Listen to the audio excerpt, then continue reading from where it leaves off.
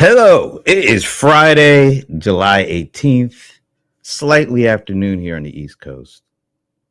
But you know what we're about to do here. Small Biz Breakdown. I'm Brent Leary, and I usually have a bunch of people with me to talk about whatever really we want to talk about when it comes to small business and whatever comes to our minds. And usually there's a lot of stuff that comes to our minds. I'm not saying it's good or bad, it's just stuff. So let me introduce you to the crew for this week. As we like to do, we like to go west to east. So, starting out west, Leland from Oregon. Hey, Brent. Good to be here. Feeling good. It's a good start to the weekend. I just found out I get $150 off my next phone because my current phone might blow up at any time. So, Well, I'm glad you have a propensity to see the good in situations. So, $150 is good and good enough to make you feel good about your phone blowing up. So that's we'll take it. It's Friday afternoon. Yeah. We'll do that. Take the wins when you can get them. Well, and speaking of the winds will blow us. I was going to say to the heartland, but I got chastised the last time I said that. So I'm just going to say it's going to blow us into magical, beautiful. She called it something else too. She being Madam Mic Drop, all the way from Medina. Even a Taylor. Hi, all. I really love that you mentioned Medina because nobody knows where that is. That is Cleveland, Ohio, the home of rock and roll, where we also rock. But Medina's like a little south. Do you do the rolling in Medina because it's a little south? Or? It's exactly. We like to roll. We like to roll. And guess what? We're going to roll right into our nation's capital. And we missed him for the last couple of episodes because he was traveling the world and documenting it. And we're going to learn a little bit more about what he learned about. But right now, it's Shashi back home in DC. Hey, Shashi. Hey, everybody. So happy to be back. I missed you all for the last 2 weeks. So excited to be back. And we were really keeping track of your travels because you did a really good job of posting and sharing. But we're going to talk a little bit about that in a bit. But before we get on to the fun stuff, let me introduce John Corroyce. The mumble. Oh, I love the mumble intro. Yeah. We should do that more often. Yeah, we will. I love it. All right, smiling faces. Before we get to the usual stuff, Shashi just got back, and we would love to get a little insight into the travels of Shashi and Son. Wasn't there a show on in the 70s, Shashi and Son? Come on now. Nobody knows Sanford and Son. Come on. Okay. I was a fan. All right. There it is. Okay. At least we got somebody who's hip. Wow. I just said hip in 2025. All right. Anyway, Shashi, I'm going to give you the full screen treatment so you can tell us about your trip. Oh, well, thank you. I think that's really interesting. It's almost like a frog in the well syndrome, right? Like you have your world around you, the news, the businesses and everything. And then you go to we actually traveled 5 countries in 9 days, which I thought was really good because you saw different cultures, you saw the way they do business. And a few takeaways that was really interesting. Number one is it was so easy to cross borders in Europe without having to go through checks and everything like that because they have the Schengen area. I thought that was really wonderful.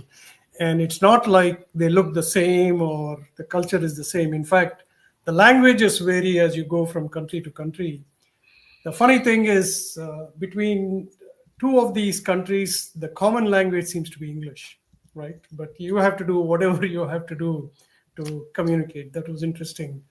Life, I felt, was a little laid back. Nobody was interested in at least from this short trip, how much money I'm going to make, and I want to be the biggest billionaire in the world or anything like that.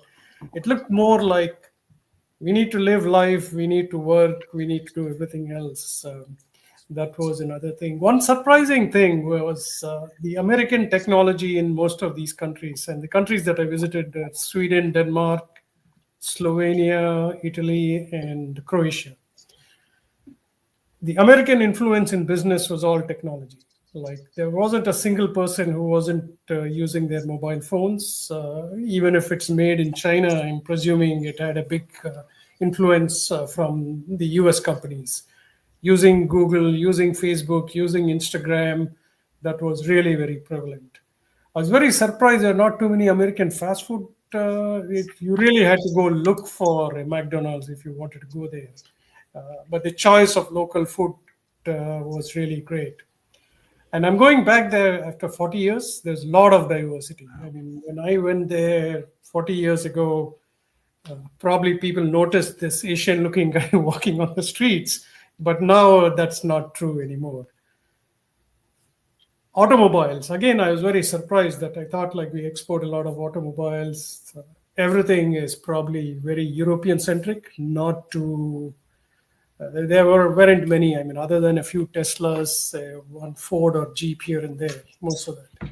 Being younger countries, their technology was much more forward. Their roads were much better, simply because they just started developing like 30 years ago. Versus like we've been. I mean, at least in the US, we have our infrastructure built 100 years ago, which is still standing, built solidly. But you do notice the difference. So it was interesting. Got a lot of time to relax. I did think of you all. I think briefly when I was on the internet, I saw Brent and John speaking, I think on July 4th. So that was good. It was easy to keep in touch, is the point. Very cool. So the internet situation, what are like, I don't know if you got a chance to talk to anybody like a small business or anything, but just get a sense for like how sophisticated things are in terms of all the stuff we're talking about. Are they talking about this like AI? Does AI rule everything over there, or what is the kind of conversation going on? That's a great question. I had like almost 7 days without anybody talking about AI. Oh, that must have been great. It was, and almost every place we had the ability to use our credit cards, except where it was a small business that was doing their own like craft or painting.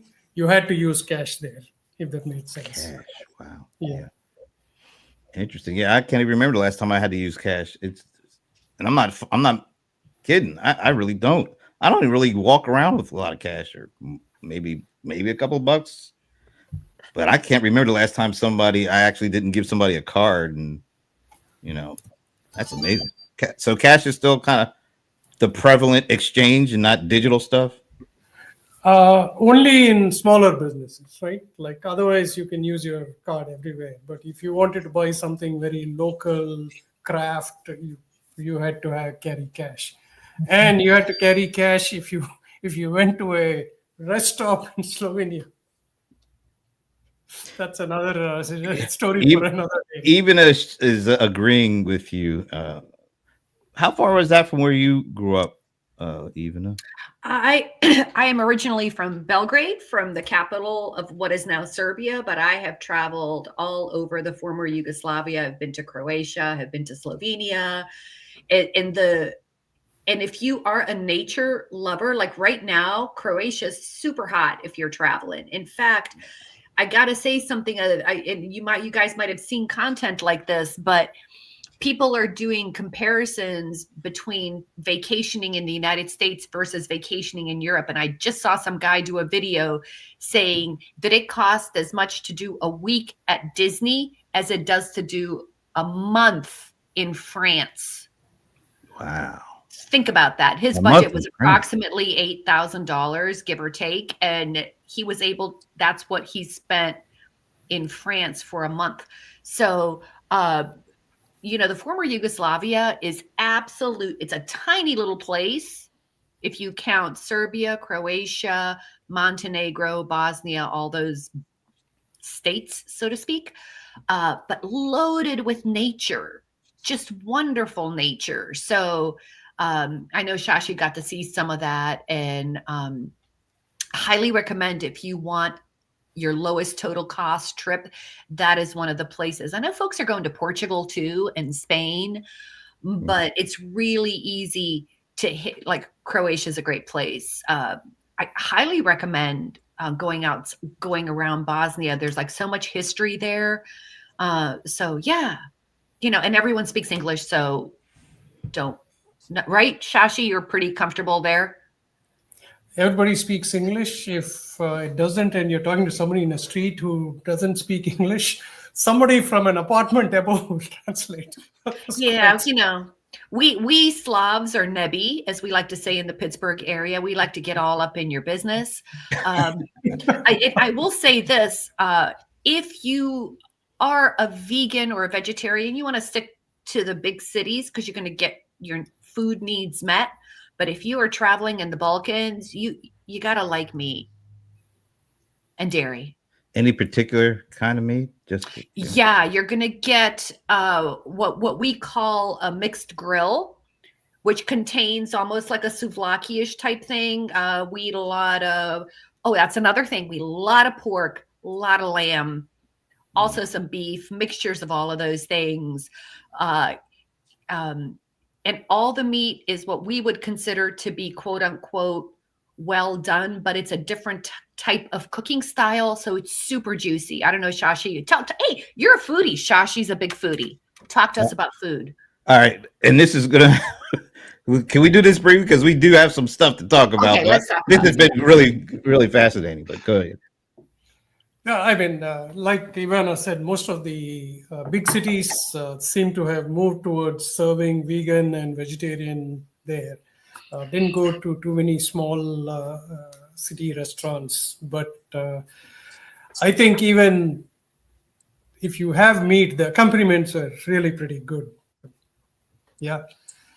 Happy to talk to anybody who wants to get in touch on LinkedIn or otherwise from this show. Yeah, offline. Let me know where I can get the hot wings if I want to go to Croatia. That's really important to me. Anyway, so shout out to just as soon as I said that, it jumped on me. Shout out to Alan. Yeah, I know hip is not hip, Alan. I was just trying to make a joke, kind of like your Jets are. But that wasn't nice. That was really that was rough. I shouldn't say that to Alan. Sorry, Alan. I really didn't mean it. Let's say hello to also Dr. Tajiri Brackens. Oh, is that somebody you know, Mr. Ice? Why, yes, that is. No, say hello to her. Welcome her. Come on. I did. That's the Purple Heart. Yeah, but that's not the verbal, What's up? There you Shout go. out to Dr. Tajiri. Nice. Did I get her name right? Did I say that right? You did. I was pretty impressed. I'm impressed with myself. Yeah. Let's say hello to Pierre, because Pierre is saying this is a deep comparison. Vacation is also about the experience desired. So someone seeking Walt Disney is different from someone who seeks cultural experiences. But I love how this highlights how overvalued some experiences are. Mostly Disney experiences. Man, anything Disney is going to be very overvalued.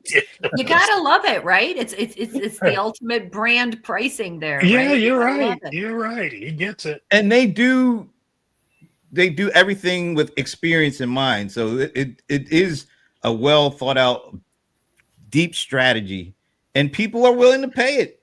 Yep.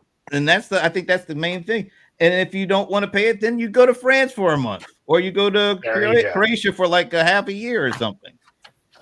I think it's really cool. You find what you say? Rides are closed. Six Flags. Come on, man. Nobody. That's what I said. And the rides are closed. You could split the difference and go to France and do Disney Europe. Oh, it's even worse there. Oh, is it really? That Disney Europe is crazy money. Oh, yeah, that's right. All right, let's move on. This has actually been cool. Thanks, Shashi, for doing that and sharing all those experiences that you and your son had.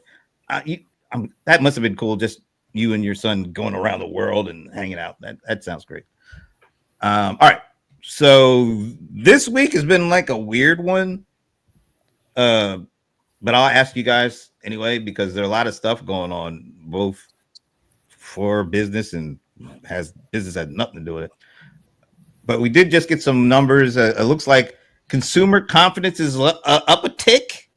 It just came out today, the University of Michigan.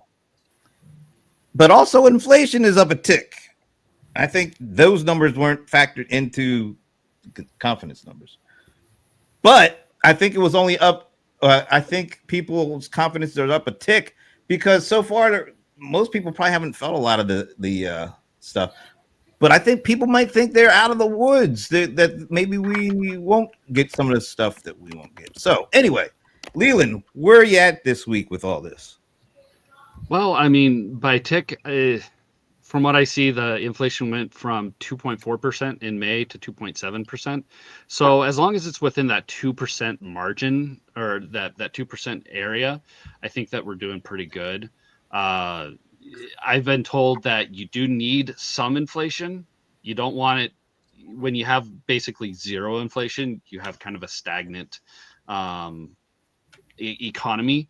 And so when people don't have that, that goal of, well, I need to buy it now or else it'll become more expensive in the future, then they tend to not buy things. And so having just a little bit of inflation, not a lot, not like what it was, a couple of years ago, but just a little bit helps drive the economy forward. So as long as it stays within that 2%, I'm confident. 2 to 3% range. I'm confident that it's we're doing okay. Once it gets a little bit higher, that's when I start going a little. We'll be on the lookout for the whenever that happens. Yeah. Evena. I'm confused with what you said because I looked up consumer confidence index. Now I even looked it up today, but I looked the one from the conference board and it said that it was 93 in June, down from 98.4 in May. So I'm not sure what I'm looking at. Yeah, if you go to CNBC, it's like right on the front homepage. So some numbers just came out this morning. Yeah, okay. So the other number I looked up this week was, I was kind of curious, not about dollars per se, but I was curious about units. And apparently the only number that gives you the units, please, if you guys know, correct me, was the retail sales number. And they said that was flat. Right. So sales have been sort of flat is what I've seen. But overall, I have not seen too much of anything different. I continue to see confidence right with small business confidence, just like sitting up there. I think Shashi saw my LinkedIn post and I said, this economy feels like cancer. Because you guys know my mom is sick and the doctor's like, your numbers look great. She's like, I feel horrible. And I don't mean to laugh about that, but there is that thing where the numbers say one thing, but sentiment, feeling, experience, we just got done talking about experience, like Pierre was saying. The experience doesn't feel, I just was back from the grocery store today. Ouch. So, I got to say about that. I continue to be confused. I don't think you're alone. There's a lot of confusion out there. Speaking of confused, Mr. Lawson, what do you say? I'm never confused. You'll never get. Never in doubt, right, John? Never. Confidence all the way. Yeah. Retail sales actually rose 0.6% in June, which exceeded expectations. And people were expecting. Here's the thing. I think we are really experiencing the resilience of the economy. And whether that economy, honestly, guys, I don't think we understand really what goes on with consumer confidence. Most of that is hype and generated. And the reason why consumer confidence goes down in an election year is just because the election is telling everybody that there's uncertainty. You don't know what's going to happen. Well, no, but that plus we have this manufactured, the guy that's in charge, things suck, so you need a new guy kind of thing, or new woman or whatever, so that plays into it. But I think overall, if we just look at it, even when the when prices were rising, the economy still, retail sales were still up. Consumer confidence pretty much was pretty good, until, like I said, until election cycle starts, which this time next year, everything will be off the rails, in terms of consumer confidence, because we'll be an election cycle again. So we've actually got a pretty resilient economy, and that's a good thing. I'll just say that when it comes to this confidence, I've been saying this for the last couple of weeks. People are looking at their investments, their 401ks, and mine's at the all-time high. So even with all this stuff going on, and I know Mr. Lawson is all into the Bitcoin stuff, and they've gotten some positive news, and you see where that is. To the moon, Alice. Yeah, well, a lot of this is all around how much money you have, and are you close to where like the all-time highs. 2 months ago, when we were getting liberated, it crashed. Now he's walked back some of the tariff stuff, and there's still a lot of uncertainty with that. But all of our 401ks and investments have completely recovered from that. And when you have some money, even if it's virtual, because you're not really putting your hands on it right now, you just feel a little bit more confident about things. When you look and say, oh my God, my 401k is down 20%, guess what? I'm not as confident. Yeah, I think that's part of it. But I mean, when you go and pay $15 for a pound of damn ground beef, that's way more in your face. Well, it's way more in your face. But I don't mind. I don't mind paying $15 as much when my 401k is at its all-time high versus paying it when, oh my God, my virtual money isn't even there. Yeah, but I don't think people are sitting around looking at their 401k like they are their grocery. What I'm saying is we are resilient, even in the fact that we realize things are actually as expensive or even slightly more expensive than they were a year ago. I'll just say this. It feels like you have a little bit more comfort, not even confidence. When you see that you've got a nest egg, you just feel a little bit more better, even though the inflation thing is you're gonna rant and rave about that.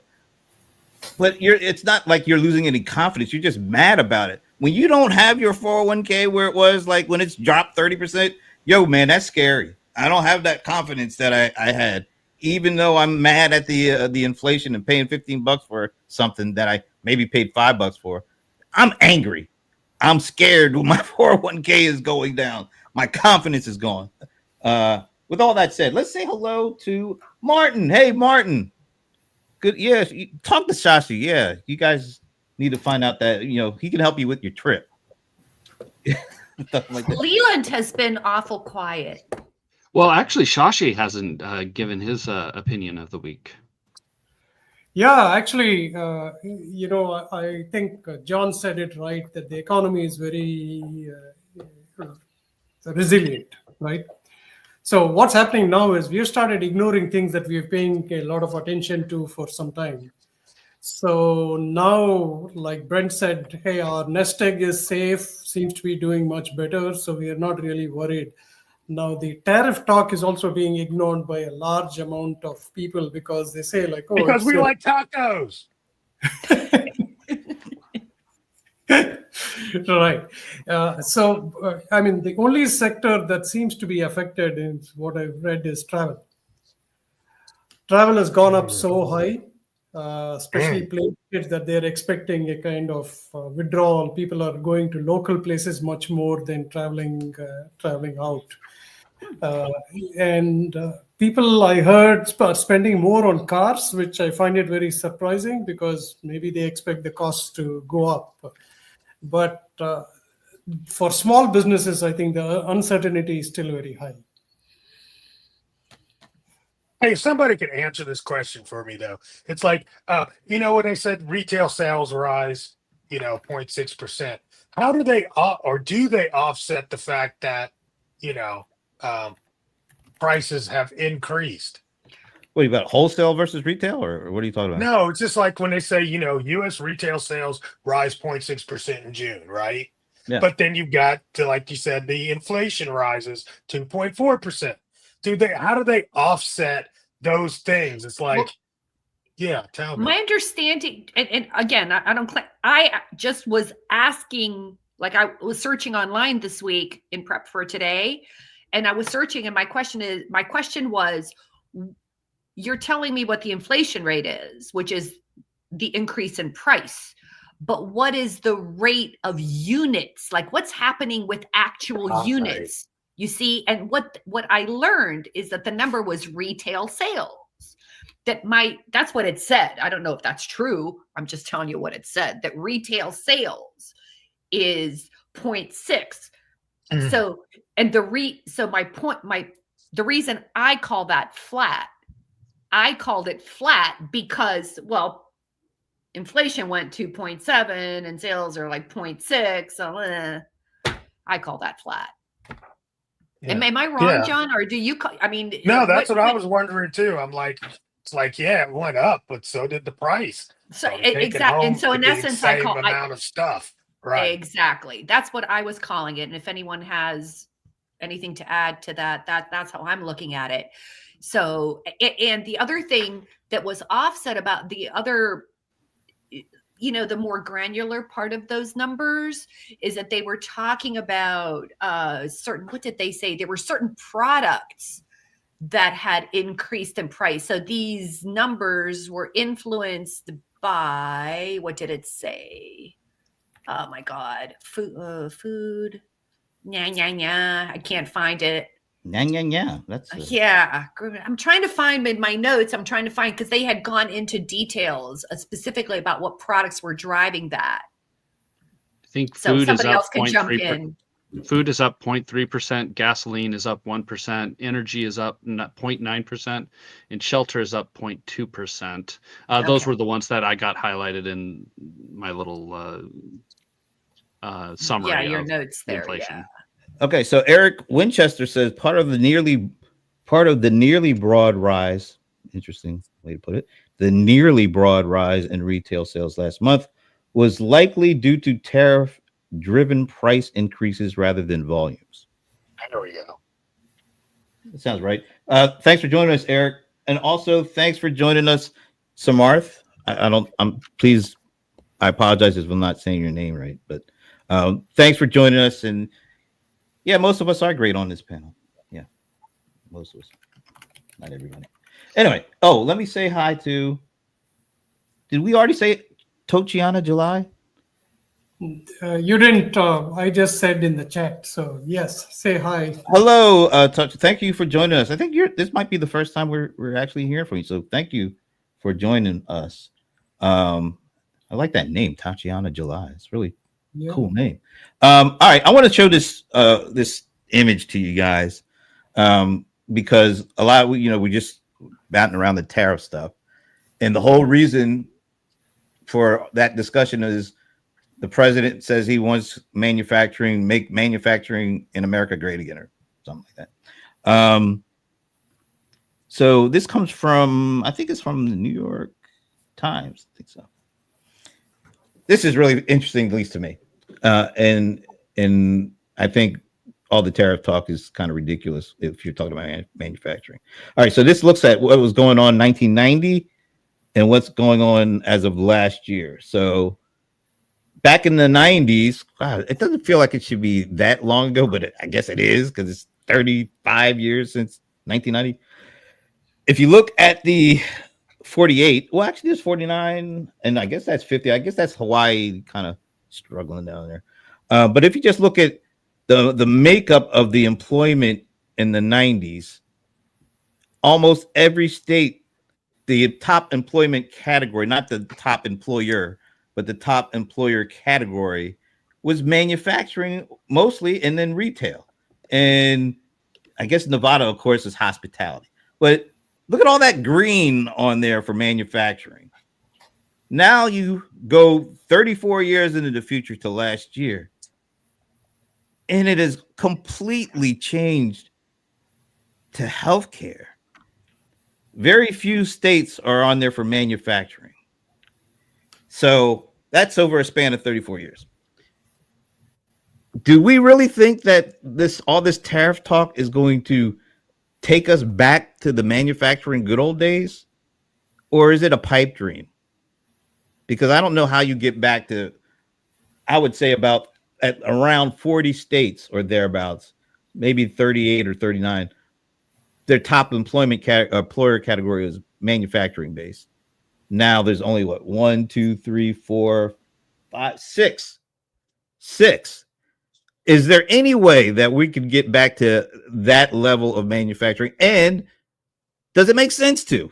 Whoever wants to take that, please run with it.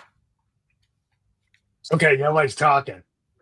But when I saw this and you posted this, what I figured out was that now we've manufactured food. So the healthcare is in direct correlation to manufactured food.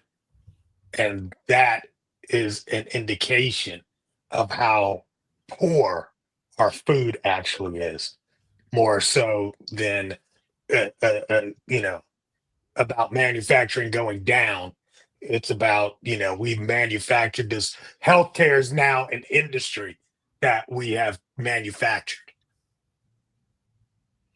John, I heard somewhere, and this was years ago, so I cannot remember the source. I don't know who said what, but I heard somewhere they said that when healthcare becomes your predominant industry, that is like not a good thing, economically speaking. I'm not sure why that is. I just remember reading that and thinking, well, that's odd, because I'm sitting here in Cleveland with a Cleveland Clinic everywhere. I've got, 2 massive hospital systems within 20 minutes of my house. So I think that's fascinating, John. It's a great point. I don't know if it explains most of that, but I think what explains it is, I think there's a lot of factors. I think a lot. One of the other NAFTA. main, NAFTA is a huge factor, guys. Remember, I don't know when NAFTA was passed, but that was during the Clinton years. It was early 90s, 92. There you go, right there, right? And this, when they passed NAFTA, it became so much more economical, and that's when people started sending things over to Mexico. I've been in medical devices, and I've been in automotive and the appliance sectors, and you will not believe the number of high-tech, highly precision widgets that required a lot of skilled manufacturing, a lot of chemistry, a lot of R&D. All of that literally siphoned off, in the clients and the customers that we were working with were all manufacturing in Mexico.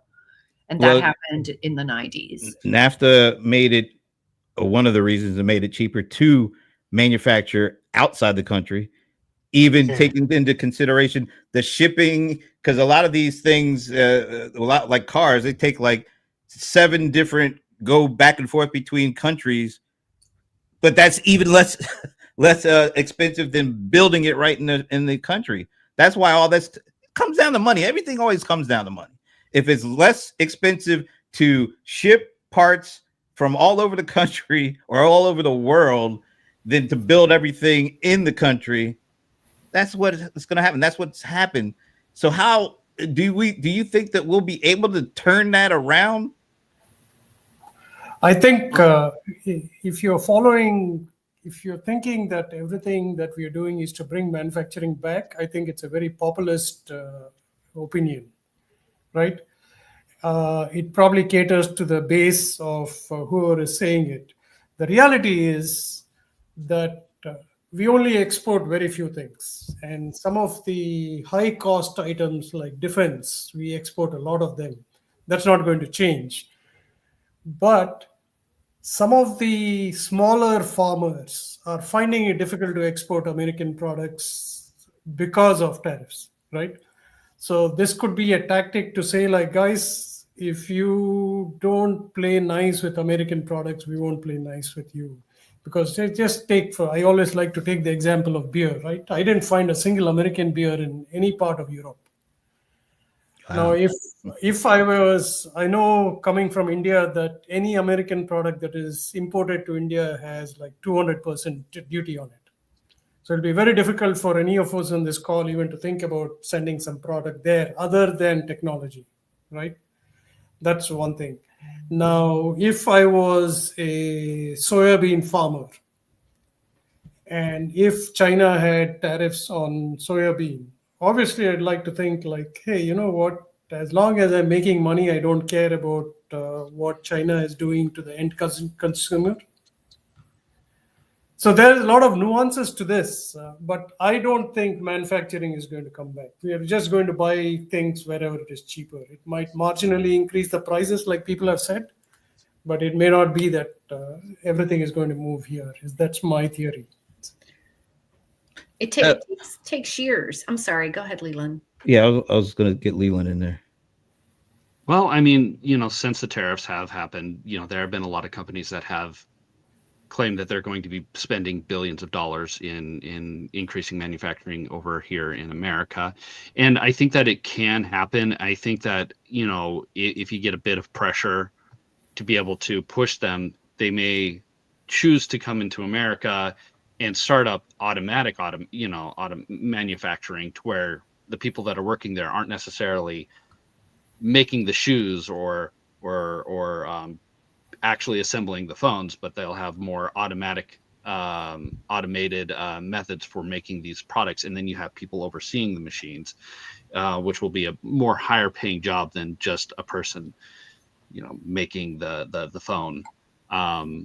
So I could see those kind of jobs in manufacturing coming back into America. That would be kind of the hope. And also, yeah, I do think that, like what Shashi was saying, it's probably twofold. Try to bring in some manufacturing, but also get better rates for us to be able to export stuff, so that because it's the argument that I've seen a lot. It's like, why is it that other countries can tariff us to hell and back, but we're not allowed to tariff other countries? It doesn't really make a whole lot of sense. We want to be able to sell our products, but we're not allowed to. But the rest of the world can sell their products to us. Yeah, I just level playing field. I totally get that, especially in theory. But how can we expect some of these third world countries to pay the kind of things that we can afford to pay, and we want to pay those prices? So it's like it all sounds good, but should we really expect countries that I couldn't even pronounce to be on the same trading level as us when we've had the number one economy for the last 100 years or something like that? I don't know how. I mean, I think there's a balancing act that we can always be trying to work on, but I think sometimes we're being America. We look at we got the hammer and every solution we could hammer. And I don't know if we want to do too much hammering all the time. I think there's sometimes diplomacy and actual discussion and negotiation. There's a role for that. I mean, I think there is. At least I think it should be, and not just hammering all the time. How are your e-commerce people doing, John? How are your e-commerce people? How are your e-commerce people doing? Oh, I don't even want to talk about them. I feel bad for them. Dang. Yeah, where's the small business in all this? Like 5 years? They don't care. They don't care. They don't care? Like, don't they have to source materials and stuff? Business. Oh, you say they don't care about small business. They gonna make their point, and they gonna make their point, and just deal with it. So we'll see how this plays out. Because here's the deal. Let's be real. In that equation of, okay, well, it's made cheaper over there. Well, the deal is we have companies that are created over here that get those products that were made over there. They become the middleman, and they now get to eat off of the fact that they are sourcing from lower price companies, or lower manufactured companies. So it's not like it's 1-to-1, So all the middlemen now get pushed out. That's why I say they don't care about small business. So all small business, screw you, all the money you make, all the families you feed, all of that. We don't care. We're just going to bring all the stuff back, and maybe you can work for the companies that manufacture here. No. So it's not that simple. It's not like it's not elementary math.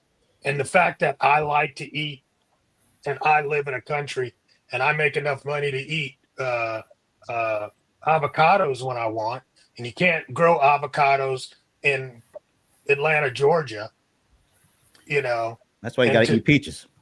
right, exactly. So to say that, well, you didn't brought in so many avocados, y'all need to buy as many Fords as we do, as you import avocados, or it's not fair. It's just stupid. The whole math is just absolutely idiotic stupidity. The math is And not mathing for most of and, this. uh, and, uh, and, Obviously. and the thing is, Yeah. when any of the people that actually are economists get on with the politicians and ask them economic questions, they don't have an answer because they can't do the math. The math ain't math. Let me shout out Bob Fagel, a buddy of ours. Me and Shashi over on PPN, size serum players and all that. The cities have narrower streets. For the cars. But Shashi was saying there aren't American cars there because our cars are too big. Oh, heck no. All right. This has been really interesting. Thanks, Eric. This has been really interesting, though. But a quick kind of go around real quick.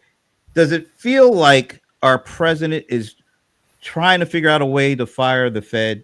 Because this story keeps on coming back. Like he sent a letter around to, I guess, a group of Republicans and trying to, I guess, gauge if they think that he can actually fire him. A, do you think he's going to find a way to do it? And B, do you think it's a good idea? I don't know. Beyond my pay grade. Well, come on, Mister. I got all the confidence in the world. No, I mean, I really just don't know. I don't understand that part. It's beyond my pay grade. I don't understand the Fed and the interest rates and I don't understand all of that. All I do understand is, he's the president. Shit. If you don't like the guy, get rid of him. Legally, he can't.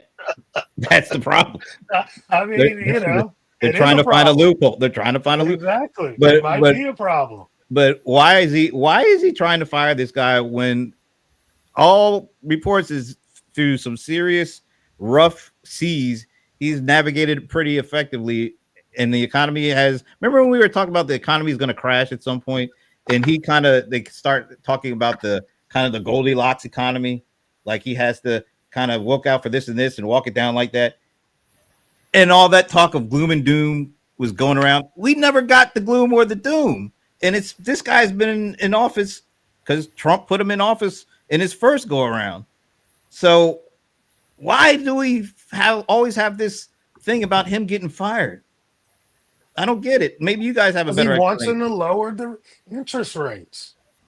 I don't think that's the reason he wants to fire the guy. You don't. What do you think? That's pretty much. Leland? That's pretty much. That's all it is. No, it isn't. It's. Go ahead, Leland. I'll follow you. And I have been kind of following it, and yeah, he doesn't like the fact that Trump wants he wants a growing economy, and you have Jerome Powell, and Jerome Powell is one person who essentially controls the speed at which the economy can grow. He has sole control over the ability to be able to set the interest rates. It's one person, and Trump can't actually control that aspect. There is a board made up of bankers. There are a board of governors. That go into the decision, but ultimately it comes down to Jerome Powell. And Trump is not happy because now that he's president, he wants the economy to grow. Now that interest rates are lower, Jerome Powell says, "Oh, there might be some, turbulation on the horizon, but he could still dial it back a little bit. He could kind of meet in the middle, but he's being very hard on the fact that no changes in the interest rate, even though we have better inflationary rates than when he set it at 7% to curb the high interest rates. You know what the irony is and all of that? We were on a trajectory to go have several interest rate cuts until Trump started talking about the tariff stuff. And that brought a whole level of uncertainty. When you start saying you're going to tariff 100%, you know that's inflationary. So how could you even think about lowering interest rates when you have that? And it's still uncertain about that. Now he's walked a lot of it back. That's why they keep calling him Taco for some reason. But he kind of caused the reason why we haven't seen more interest rate cuts recently. I think it's more about he doesn't like when he doesn't have the ability to make somebody bend the knee or to fire them if they don't bend the knee. I think it's as simple as that. Because it can't be just about economics, because he should be taking credit for the stock market is like at an all-time high. He would usually be eating that stuff up like pie, but yet and still he can't, because he has to get rid of this guy. I just don't get it. It's also, again, a populist move, right?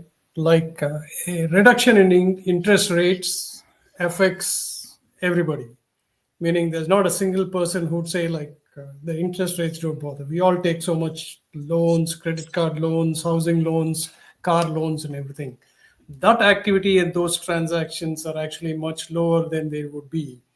Now, I think Eric is right. Like Just politics. if interest rate comes down, obviously there will be a lot of happiness in like I pay less for a car and things like that. But there may be a different way. Again, speculating here, but when there was a talk last time of replacing the Fed chair, a very unusual thing happened. Both the stock market and the treasury. And the bond market too. Yeah, bond market came down. Usually it's always like one goes up and the other goes down. Right. That could happen again. Even the folks on CNBC and these like financial networks, they don't quite understand, or they don't want to say why. Actually, they don't understand why he's trying to get rid of this guy when he's not only trying to, grow the economy, but to grow it in a way that it doesn't spark inflation, and also you have to consider unemployment rates. So it's not like you can just look at one of these things and say, "Oh, if you do this, we're going to be gold." No, that's why they hire these guys, because they have to have all these things going and to be able to deal with it in a way that doesn't crater the economy or cause huge inflation or huge unemployment. It just feels like this is more personal because he can't make the guy bend the knee and he can't fire him. He just doesn't like that, I don't think. But we are still at the same rate as when inflation was at its worst back in the day. The economy has changed, things have shifted, but he is still setting the rates as if we are in dire straits, as if we are about to go into a depression. We have recovered, as John has said, the economy is resilient. Things have greatly improved. As you said, the market is at an all-time high. Nothing has changed. Nothing has shifted. But just think about what you just said. All that stuff is positive. Who was the Fed at that point? It's the same guy, right? It's the same guy. So why? And if he hadn't mentioned this tariff stuff, the growth rates or all the growth of the economy and the inflation actually would have continued down, trickling down. This is the first month in a couple of months, or more than a couple of months, that it actually ticked up a little. If he had just left the guy alone, I think we would be getting interest rate cuts because the inflation rate would have been coming down still.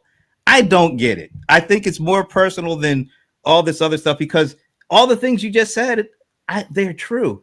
And he was the Fed through that. So why would you fire him now? It just doesn't make any sense to me. I'm sorry. I don't like harping on this, but it just doesn't make any sense. He should be taking the credit. He should be like, I'm the president. All this stuff has happened. Stock market's going crazy. Inflation we're handling it. Why don't just take the credit and run with it? That's my only issue. Well, wait a minute, man. This is kind of weird though, because you're kind of talking out of both sides of your mouth. No, I'm not. How am I saying Yeah, you are. the Wait, guy? let me I, just, let me I'm just talking. wait. I'm, Hold on. Slow I just down, want to point slow this down. out. Now, I just want to point this out, and I'll let you go. Okay. Leland was the one that pointed out all the stuff that's going on. I just said, and who was the Fed? Right, That's but all I'm I saying said. you've just made a case for a great economy, and at the top of the hour, you were kind of like the economy's not so great. I So didn't which ask. one is I it? no. I asked you guys what you're thinking this week. I said I'm just confidence saying- level and interest rates. That's all I said, or inflation. I'm just saying, you just made a great case for a great president leading a great economy. I made a case for him to take the credit for it, which he won't, because he has this weird need to fire this guy because he can't control the guy. That's agree, what I but- said. So you know what? Both of y'all are right. I think both of y'all are right. I think Leland's absolutely right. There should be maybe a little 1/4%. I was kind of shocked we didn't get a 1/4% at the first, Fed meeting. I was like, what's going on? And then I definitely agree that it's gotten to the point where Trump's pissed off. It's like, dude, what did I tell you to do? And you're gonna just keep, and he's pissed Because so I think the guys, things are happening. the guy's charter is not to please the president; it's to keep our economy on track. That's his job. He's doing his job. To Donald his Trump job. is to please Donald Trump. What part are you missing? That's why I brought it back that this is all about him not being able to control this guy instead of doing what's best for the economy. That's all I would say. He should be just taking the credit. He does that. The best thing he does is take the credit. But for some reason, he's not taking the credit because he wants to get rid of this guy because he can't control him. It just makes me so irritated. We should be feeling a little better about the economy because it hasn't cratered like they were saying it was going to do. And it should when you think about it, because a lot of this is being driven by consumer spending still. And that's being driven by credit card debt, which we have gone completely overboard with from a consumer credit card perspective. We're over $1 trillion. I think it's up to like 1.4 trillion in consumer credit card debt. That's the only thing keeping us really aloft here. Because if for some reason they took away our credit cards, we wouldn't be able to do a damn thing because we don't really have anything other than our 401ks, and then we have to dig into that. So anyway, I just don't understand why the guy just won't take the damn credit and leave the dude alone and let him do his job. That's all. Sorry. Hey, everyone, I have to drop off. This was a great conversation. See you all next week. See ya. See you, Shashi. Air Trump 2028. Yeah, okay. I do kind of wish that, it wasn't up to one person. I mean, if there was more of an actual council, I mean, yes, there's the board of governors. Yeah, there's the board of governors, but again, it all comes down to Jerome Powell. He's got, but he can't act alone. They have to they agree. vote on it. Yeah, they vote on it. Yeah, he does not have the sole thing, and he doesn't even have as much influence as a lot of people think he does. But why would Trump to the board to get the vote?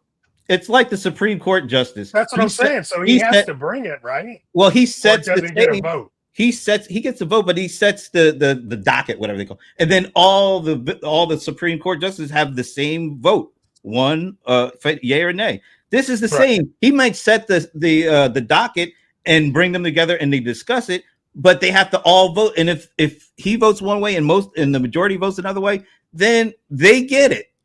So it's not just him. He's made him a boogeyman because that's the way he likes to attack, by making it very personal. And it's unfortunate because our economy is not something that should be left to just personal attacks and stuff like that. I'd say, look, Trump, take the credit. Take it. I don't understand why. I mean, look, usually, when is the last time he mentioned the stock market? He usually used to mention that on a daily basis. Now he does it because he doesn't want to give any credit. If he says it's going well, guess what? Jerome Powell must be doing something right. So if you notice, he hasn't said anything about all that stuff. Makes you think, doesn't it? Why? Why not? Just take the credit. Leave the guy alone. Take the credit. I don't know.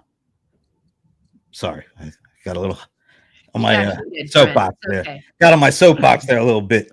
Because it just doesn't make sense. Glad it wasn't me. All right. So we're at the top of the hour, or almost. Why don't we just go around? Let's have some positivity. You guys are always good at ending this show with some positive stuff. So Mr. Ice, will you give us your final positive thoughts? Oh, well, the economy's great. It's summertime.